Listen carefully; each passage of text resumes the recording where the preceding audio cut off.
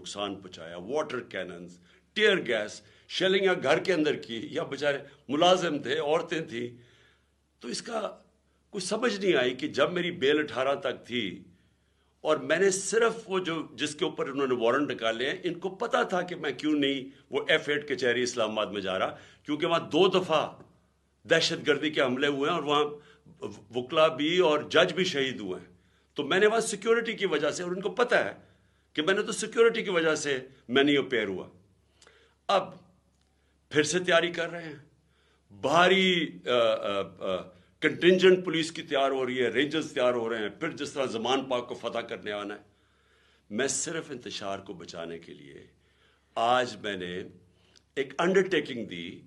اشتیاق خان جو کہ Lahore high court کے پریزیڈنٹ ہیں، انہوں نے شورٹی بانڈ دیا، جا کے کوشش کی DIG کو دینے کے لیے جو مجھے اریسٹ کرنے آ رہا تھا. وہ انہوں نے پبلک سٹیٹمنٹ بھی دی کہ وہ DIG جان کے نہیں ملا. اور جو کوڈ آف کرمنل پروسیجر ہے، اس کا جو سیکشن 76 ہے، اس کے مطابق اگر یہ شورٹی بانڈ دے دیا جاتا ہے جو اریسٹنگ آفیسر ہے، اس کے بعد وہ اریسٹ نہیں کر سکتا. اور میں نے کیا شورٹی بانڈ دیا کہ میں 18 کو جو میں نے پہلے سے بھی کہا ہوا تھا، 18 کو میں عدالت میں پیش ہوں گا.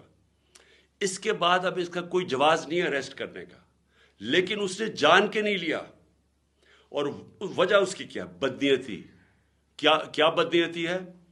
کیونکہ لنڈن پلان کا حصہ ہے. لنڈن پلان میں معاہدہ سائن ہوا ہے کہ عمران خان کو جیل میں ڈالنا ہے، تحریک انصاف کو گرانا ہے، اور یہ نواز شریف کے سارے کیسز ختم کرنے. یہ نواز شریف کو شورٹی دی گئی ہے، طاقتور آدمی کو.